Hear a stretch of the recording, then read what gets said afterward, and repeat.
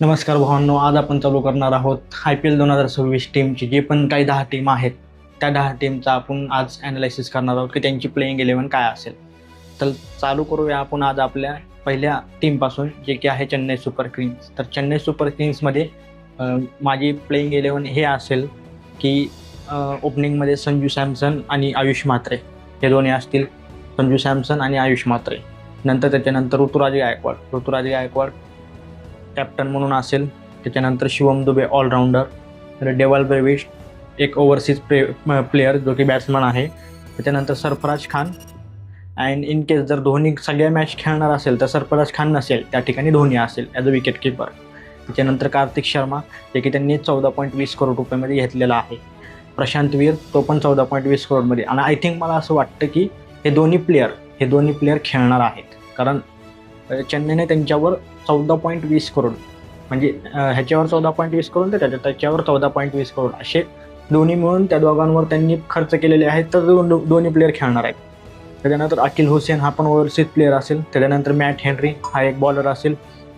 आणि त्याच्यानंतर नूर अहमद एक म्हणजे त्यांचा ओव्हरसीज प्लेयर आहे, तो स्पिनर आहे. आणि त्याच्यानंतर खलील अहमद. आणि इम्पॅक्ट प्लेअरमध्ये रामकृष्ण घोष, असं मला वाटतं की रामकृष्ण घोष हा प्लेअर खेळू शकेल, कारण तो डेट ओव्हर्समध्ये बॉलिंग करू शकतो आणि याच्यामध्ये म्हणजे बॅटिंग पण करू शकतो. म्हणजे तो ऑलराऊंडर आहे आणि तो एक म्हणजे डोमेस्टिकमध्ये त्याने चांगली कामगिरी केलेली आहे. तर अशा पद्धतीने त्यांची प्लेइंग असू शकते आणि हे तुम्ही पाहू शकता. आणि नेथन एलिस, आय थिंक तो रूल्ड आउट झालेला आहे. तर माझ्या मते चेन्नईसाठी हे एक म्हणजे वीक बाजू असेल की तो रूल्ड आउट झाला आहे. तर आय थिंक स्पेन्सर कोणतरी त्याच्या ठिकाणी येईल खेळायला, बट मला वाटत नाही की तो येईल का नाही. पण हे माझी प्लेइंग 11 CSKची असू शकते. त्याच्यानंतर गुजरातच्या प्लेइंग 11मध्ये ओपनिंगला आपल्याला शुभमन गिल आणि साई सुदर्शन हे दोन असतील. ओपनिंग नंतर जॉश बटलर आपल्याला ओव्हरसीज प्लेअर बॅटिंग करताना दिसेल 3 नंबरला. कुमार कुशाग्रा, त्याच्यानंतर 4 नंबरला कुमार कुशाग्रा असेल. 5 नंबरला ग्लेन फिलिप्स, जो की त्यांचा ऑलराऊंडर असेल. त्याच्यानंतर वॉशिंग्टन सुंदर, तो पण आपला इंडियन ऑलराऊंडर असेल. त्याच्यानंतर राहुल तेवटिया, तो पण ऑलराऊंडर आहे. त्याच्यानंतर राशिद खान हा पण तुम्ही ऑलराऊंडर धरू शकता, बॅटिंग पण चांगली करतो तो, हा एक ओव्हरसीज झाला. त्याच्यानंतर प्रसिद्ध कृष्णा हा त्यांचा एक मेन बॉलर असेल. त्याच्यानंतर मोहम्मद सिराज हा एक बॉलर आणि कगिसो रबाडा हा एक बॉलर. आणि इम्पॅक्टमध्ये त्यांनी शाहरुख खान, जो की बॅटिंग करू शकतो. नाहीतर मग बॉलिंगची गरज पडली तर इम्पॅक्टमध्ये ते साई किशोर आणि अनुज रावत यांनासुद्धा ते इम्पॅक्टमध्ये यूज करू शकतात. गुजरातची प्लेइंग 11 डिसेंट आहे. याच्यामध्ये म्हणजे असं काही स्ट्रॉंग आणि विकनेस वगैरेचं काय नाही आहे. बट मला असं वाटतं की वरचे 2-3-4 प्लेयर नंतर खाली थोडे म्हणजे वीक बाजू आहे. त्याच्यानंतर आपण येऊ शकता Lucknow super giant playing 11. Lucknow super जायंटची माझी प्लेइंग 11 अशी असेल की फर्स्ट ओपनिंगमध्ये एडन मार्क्रम आणि मिचेल मार्श हे दोन्ही पण ओव्हरसीज प्लेयर ओपनिंगला असतील, म्हणजे असणारच.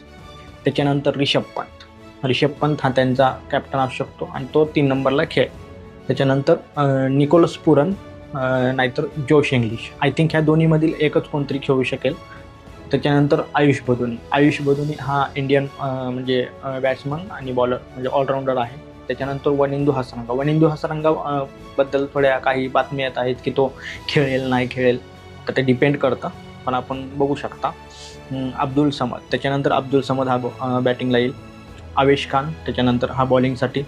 मोहम्मद शमी त्याच्यानंतर बॉलिंगसाठी येईल. दिग्वेश राठी, जो की signature style Digvesh Rathi spinner bowler, तो त्याच्यानंतर येईल. आणि मयंक यादव हा त्यांचा फास्ट बॉलर, तो येईल. मयंक यादवला सारखी इंजुरी वगैरे होत असते, पण बघू आपण की मयंक यादव कंटिन्यू पूर्ण IPL खेळतो का नाही. इम्पॅक्टमध्ये असेल त्यांच्याकडे मुकुल चौधरी आणि म्हणजे Mukul Chaudhary batting wicket keeper आहे आणि मोहसिन खान. त्याच्यानंतर राजस्थान रॉयलची प्लेइंग 11 माझ्या पद्धतीने अशी असेल.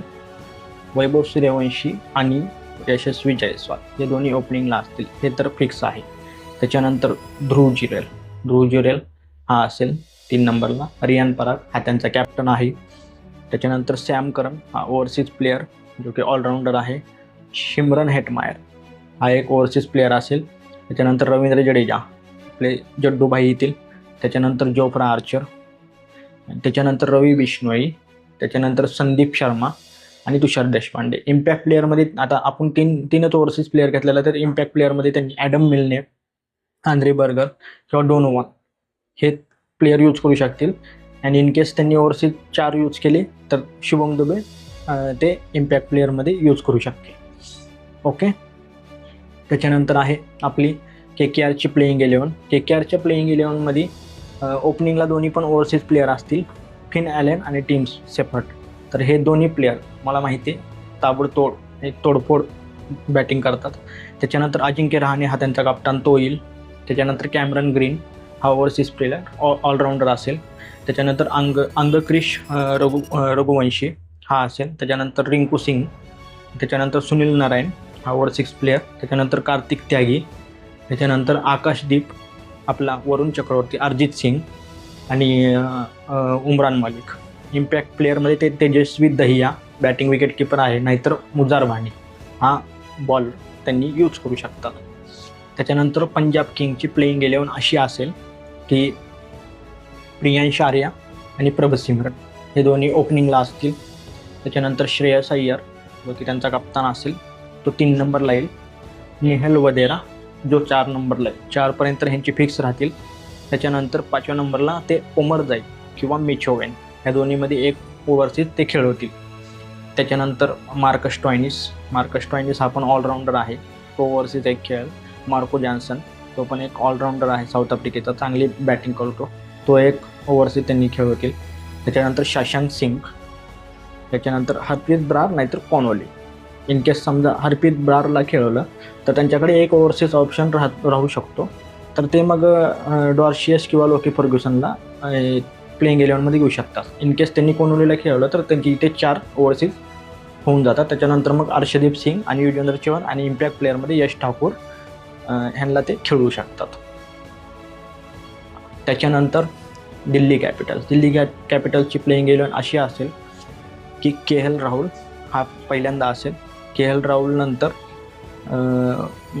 KL राहुल आणि पृथ्वी शा हे 2 असतील. KL राहुल आणि पृथ्वी शा ओपनिंगसाठी. अभिषेक पोरेल 3 नंबरला येईल. नितीश राणा 4 नंबरला येईल. डेव्हिड मिलर हा ओव्हरसीज 5 नंबरला येईल. ट्रिस्टन स्टब्स हा ओव्हरसीज 6 नंबरला येईल. 7 नंबरला अक्षर पटेल असेल. नंतर 8 नंबरला विपराज निगम जो काही ऑलराऊंडर आहे. 9 नंबरला कुलदीप यादव. 10 नंबरला मिचेल स्टार्क डाव्या हाताचा बॉलर, फास्ट बॉलर. आणि 11 नंबरला आकिब खान. आय थिंक मला असं वाटतं की आकिब खानला ते खेळवतील, कारण डॉमेस्टिकमध्ये त्याने चांगला परफॉर्मन्स दिलेला आहे. इम्पॅक्ट प्लेअरमध्ये ते आशुतोष शर्मा, करुण नायर आणि समीर रिजवी यामधील ते इम्पॅक्ट प्लेअरला यूज करतील. आता आपण बघू शकतो RCBची प्लेइंग 11. आणि RCBने काही जास्त चेंजेस केलेले नाही त्यांच्या प्लेइंग 11मध्ये. जे 2025ला ते जिंकलेले होते तीच जास्त प्लेइंग 11 आहे. आणि ते त्यांनी बॅक केलेले आहेत सगळे खेळाडू, तर त्यातले जास्त प्लेअर असतील. तर ओपनिंगला फिल साल्ट आणि विराट कोहली हे तर असतील. विराट कोहली आपला किंग तो तर असेलच. त्याच्यानंतर रजत पाटीदार हा त्यांचा कप्तान, तो 3 नंबरला आहे. जितेश शर्मा हा विकेट किपर 4 नंबरला आहे. टीम डेव्हिड ओव्हरसीज प्लेअर 5 नंबरला आहे. त्याच्यानंतर रोमारिओ शेपर्ट 6 नंबरला ओव्हरसीज प्लेअर. 7 नंबरला कृणाल पांड्या. 8 नंबरला मंगेश यादव. 9 नंबरला Jacob Duffy. Hazlewood. I think ह्या दोन्हीपैकी कोणतरी एक खेळेल. हेझलवूड आय थिंक काही मॅचेस मिस करणार आहे असं बातमी आहे, पण बघू. हेझलवूड परत सगळ्या मॅच खेळणार असेल तर मग तो खेळेल, नाही तर मग त्या ठिकाणी जॅकब डफी खेळेल. त्याच्यानंतर सुयश शर्मा आणि भुवनेश्वर कुमार. इम्पॅक्ट प्लेअरमध्ये ते व्यंकटेश अय्यरला वापर करतील. त्याच्यानंतर आपण येऊयात सनरायझर्स हैदराबादचे प्लेइंग 11मध्ये. तर त्यांची प्लेइंग 11 अशी असेल की अभिषेक शर्मा आणि ईशान किशन हे अभिषेक शर्मा आणि ट्रॅव्हिस हेड हे ओपनिंगला असतील. आणि Travis head I think impact player म्हणून यूज केला जाईल. त्याच्यानंतर ईशान किशन हा 3 नंबरला येईल, जो की त्यांचा कप्तान त्यांनी सांगितलेला आहे, अनाऊन्स केलेला आहे की ईशान किशन हा आमचा कप्तान राहील. त्याच्यानंतर हेनरिक क्लासन हा 4 नंबरला ओव्हरसीज प्लेअर येईल. 5 नंबरला लियम लिव्हिंगस्टन म्हणून येईल. 6 नंबरला नितीश रेड्डी येईल.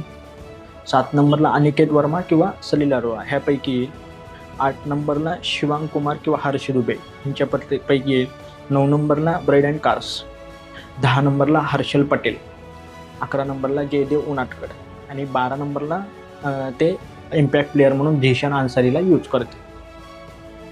आणि लास्टला आपण येत आहोत मुंबई इंडियन्सची प्लेइंग 11मध्ये. मुंबई इंडियन्सनं पण प्लेइंग 11मध्ये जे लास्ट टाईम होतं तेच ठेवलेले आहे. जास्त काही चेंजेस केलेलं नाही आहे त्यांनी. काही नवीन बाय जास्त, कारण त्यांच्याकडे पर्सच जास्त नव्हता. 2 करोडचा त्यांचा पर्स होता. त्या 2 करोडमध्ये 2 करोड 75 लाख त्याच्यामध्ये ते काय खरेदी करणारच काय होते. तर त्यांनी तरी पण त्याच्यामध्ये पण चांगली खरेदी केलेली आहे. त्यातला फर्स्ट जो म्हणजे ओपनिंग त्यांचा बॅट्समन असतील, ऑफकोर्स रोहित शर्मा, मुंबईचा राजा, हिटमॅन तो तर असेलच. त्याच्यानंतर क्विंटन डिकॉक हा रोहित शर्माला ओपनिंगला असेल. 3 नंबरला तिलक वर्मा. आणि मी त्यांना सजेस्ट करेल की 3 नंबरला तिलक वर्मा हाच खेळला पाहिजे. 4 नंबरला सूर्यकुमार यादव. सूर्यकुमार यादव तुम्हाला माहिती आहे IPLमध्ये त्याचा फॉर्म वापस येतो, म्हणजे येतो IPLमध्ये तो खेळतो चांगला. 5 नंबरला हार्दिक पांड्या दोघे कप्तान असेल. 6 नंबरला आता ते रुदरफोर्ड किंवा विल जॅक्स ह्या दोन्हीपैकी एक यूज करतील ना. आय थिंक मला असं वाटतं की ते विल जॅक्स प्रेफर करतील. का? कारण विल जॅक्स हा बॉलिंग पण ऑप्शन देतो, तर त्याच्यामुळे विल जॅक्स प्रेफर करतील. पण ठीक आहे, रुदरफोर्ड पण एक वेस्ट इंडिज पॉवर हिटर आहे, तो पण यूज करू शकतील. 7 नंबरला नमनदीर एक चांगला फिनिशर आहे, तो यूज करतील. 8 नंबरला दीपक चहर. 9 नंबरला अल्लाह गझनफर नाहीतर मिचेल सँटनर. पण मला असं वाटतं मिचेल सँटनरला यूज केलेलं बेटर राहील, कारण तो एक डिसेंट बॉलर पण आहे आणि बॅटिंग पण चांगली करू शकतो. 10 नंबरला ट्रेंट बोल्ट, जो की आपला फास्ट बॉलर आहे डाव्या हाताचा. आणि 11 नंबरला जसप्रीत बुमराह, जस्सी भाई द गोट. तर आणि इम्पॅक्ट प्लेअरमध्ये मयंक मार्कंडे, डॅनिश मालवार आणि अश्विनी कुमार ह्या तिन्हीपैकी यूज करतील. इन केस समजा ओपनिंगमध्ये कधी कोणत्या प्लेअरला बसवायचं असेल तर मग डॅनिश मालवार खेळू शकेल. आणि बॉलिंगमध्ये समजा दीपक चहर सारखा कधी इंज्युअर असू शकतो, तर ते मयंक मार्कंडे नाहीतर अश्विनी कुमार ह्या दोन्हीपैकी. टर्निंग पिच असेल तर मयंक मार्कंडे, स्विंग पिच असेल तर अश्विनी कुमार यांना ते खेळू शकतात. अश्विनी कुमार पण हात पण चांगला बॉलिंग पर्सन आहे. तर अशी ही आपल्या 10 टीमची प्लेइंग 11 असणार आहे. आणि आपण ह्या पूर्ण टीममध्ये बघू शकतो की सगळे प्लेअरमध्ये भरपूर प्लेअर इंज्युअर झालेले आहेत त्या IPL 2026मध्ये. तर जोपर्यंत त्यांची म्हणजे आपण मॅच बघू शकत नाही तोपर्यंत आपण सांगू शकत नाही आहे की कोणती प्लेइंग 11 असेल. बट माझ्या मते ह्या सगळ्या प्लेइंग 11 त्यांच्या टीमनुसार असतील. आणि आज आपला हा पहिला व्हिडिओ आहे या पहिल्या चॅनलवर, मराठी क्रिकेट इन्फोवर. तर प्लीज लाईक करा, शेअर करा, सबस्क्राईब करा आणि तुमच्या भावाला असाच सपोर्ट करत चला. जय हिंद, जय महाराष्ट्र.